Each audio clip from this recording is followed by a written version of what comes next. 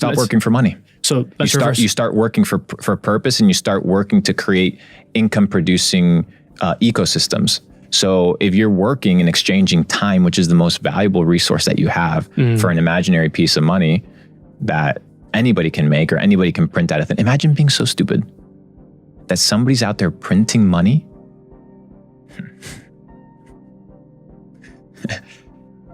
Somebody's printing money, and on the counter, you're working for it, and then you're getting taxed because they need your taxes in order to run the government when they could just print it.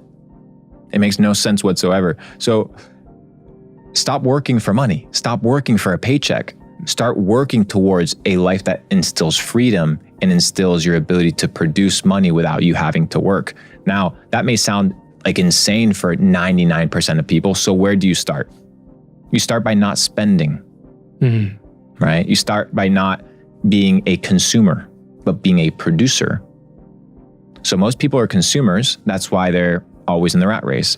If you're producing, you're always being able to generate income, but you don't want to be producing just with your time. You want to be producing with systems. Now you have AI, now you have automation, now you have software. Dude, you can literally be making money while you sleep. And if you think that's not real, look at all the digital companies that are running. They're making money while the owners are sleeping. One, I think, limitation that people have sometimes when they start making money, they just end up blowing it, right? But you've really focused on that multiplication, the systems, the processes, which I've been trying to stay very abide by. Why do you think people get caught at that threshold? And like, what are the ways you've been looking at scaling digital businesses so that you're able to continue growing? So most people, let's say they have $100,000 in the bank account. They want to show off that they have $100,000 in the bank account. People that have $1 million in the bank account, they want to show off that they got $1 million. I don't want to show off. I don't give a fuck. I know what I have. I know what I'm worth. I know what my companies are worth. I know what my companies produce. I don't have to show it to anybody. I don't have to prove it to anybody. I just have to continue operating and understanding that I don't want to spend the initial capital that required time. Because I tell people, you don't buy things. Listen to me. You don't buy things with money. You buy things with the amount of time that it takes you to get that money.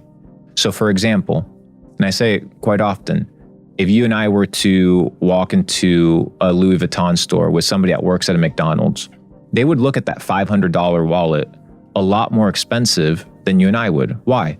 Because they think, oh, wow, $500? That took me how many hours of work? A week. Wow, that's expensive. For us, oh, well, you just make a couple bucks here and there, have it in some sort of automation. You don't value the $500 because it didn't take you a lot of time. So what you need to do is safeguard your time and understand that the time that you input is designed to liberate you, not for you to spend it liberating another person. How do you build those systems? So you focus on e-commerce, but you've done other stuff now with Capital Club.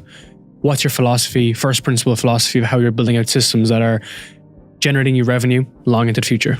So there's two things that you need to focus on in business. There's income producing tasks and risk mitigation tasks. So your risk mitigation tasks in business are your customer service representatives, your accounting, your budgeting, things that you can actually delegate or offsource or onboard somebody to take on. Then you have your income producing tasks, right? These are your sales. This is your marketing, the hands-on that actually generates money. Your goal is to, as soon as possible, anytime, whether you're reselling sneakers or whether you run a Forbes 500 company, your job is to not do the things that somebody else can do for you, right? So if you're flipping sneakers, go have a runner.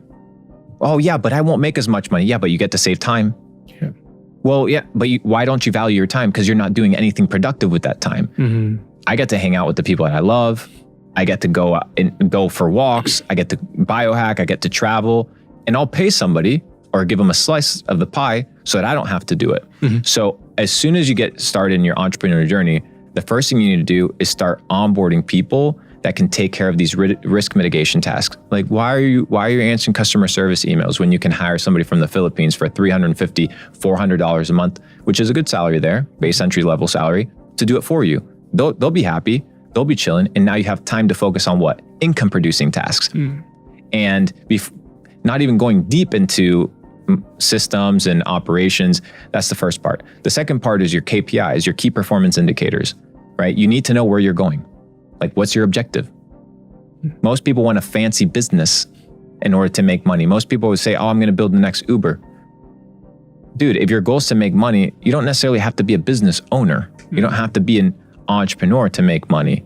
If your goal is to become free, then why are you going to build a SaaS business that has tens of investors that you have to pick up the phone and be accountable to? Yeah. That's not freedom. 100%. That's not freedom. And we see it rinse and repeat. I'll give you an example, which was a crazy one.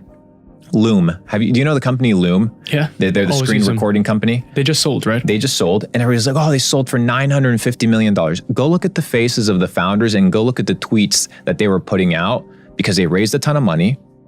They didn't own a massive percentage of their company, and they slaved their motherfucking lives away for what? A couple $1 million paycheck? A lot of them said it wasn't worth it. What are some of the bigger events from history that you would keep focal in your mind today? 1913. The introduction of the Federal Reserve. 1913, the introduction of the Federal Reserve cast a dark shadow over humanity that caused us to become fiat slaves. Let me explain. In the 16th century, the feudal ages, when feudal lords used to own land and used to own their little kind of kingdoms, the peasants would come and they would work on the land in exchange for what? Food, safety, security, and a place to live. But the peasants only worked 150 days out of the year. The rest of the year they had free. They kind of did whatever they wanted. They didn't work during the winter. So why is it that all these free people are working 300 days out of the year and have nothing to show for it except the exact same things that the peasants back in the day had to show for it, which was food, maybe a little bit of security, maybe not if you're in London, right? And home that you don't even own. So when I tell people, hey, you're a peasant, they're like, I'm not a peasant. Okay, you're worse than a peasant. You're a fiat slave, because you're working and running around in that rat race that was constructed, right, to keep you subjugated and controlled. Because the people, well, whether it's the bankers or the people that kind of control the narrative, and it's not just one individual, it's thousands and thousands and thousands of people and lineages and dynasties and that understand how to control individuals, realize that it's a lot better and easier to have a slave work for you under the premise that they're free and that they're working for themselves than to whip them into submission. Because it's not ROI positive to whip your slave into submission, to demoralize him, to make him weak. No. You want the cow to produce a lot of milk, so you got to keep pumping it. And people realized very later on in kind of reality that this system was kind of fucking you up. And you had the introduction in 2009 of Bitcoin. Bitcoin is kind of that first competition of sound money that we've had since 1913. And that would be probably in the last 100 years, the two catalyst points that I think people should be focusing on, because people wake up and they want to work for money. But then you ask them, what is money? And they don't know how to define what is money. Who makes it? Who prints it? Who allows there to be $6 trillion printed into circulation? So under the premise, I'm going to be generous, that let's say minimum wage is $15. We'll put that at a US minimum wage. You know, the government of the United States printed $6 trillion. Divide $6 trillion into hourly wage. You're talking about over 400 billion hours of unaccounted labor. So you have this energy and this labor that's supposed to be input, right, into the system in order to receive money. But what happens if you input fake money? There's no work that validates it. So you have the actual work become diluted. That's why all these individuals are out here, which is really funny, working and working and working, and they can't seem to progress. And it's because the fiat system that was cast upon them was designed by nature to keep them as a slave. I think if people begin to study the banking system, which is breaking in real time, and begin to understand that there's other monetary tools that can be utilized to enable your ability to preserve your purchasing power and preserve your work energy, it's a good thing. I'll give you the example in a way that the audience can understand. So let's say you were doing consulting back in the day and you got a $10,000 paycheck. if you spent that $10,000 the same day that you made it, it would have been worth a lot more than it was worth today. But the thing is, it's not that the money's worth more. It's that the labor, right, is worth less. So the labor is correlated to your purchasing power, not to the dollar amount. So that $10,000 in 2010 today is $7,000. And it's only been a decade. So where is it headed? Do you think it's only stopping? Do you think they're not going to print any more money? The Federal Reserve is one of the biggest scams perpetrated on humanity, and that takes you down the rabbit hole. It's a great starting point. Do you think it's intentional from the very beginning? Yes, brother. Fiat system is designed to fuck you. What's the alternative? Bitcoin. What do you think about a gold standard? I mean, how much gold is there in the world? It's limited supply. Who told you that?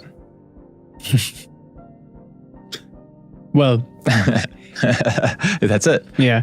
Sorry, my philosophy, on that as well. It's that it's harder to mine to get to the extracts, basically. Sure. It requires energy, right? It requires energy. So the value of the gold is correlated to the difficulty and the energy that it requires in order to get it. But how much is there, right? What's telling you that they're not stockpiling this motherfucker up and just controlling and manipulating the prices? JP Morgan, $2 billion in fines and lawsuits from manipulating the gold market. And Credit Suisse. It's fucked.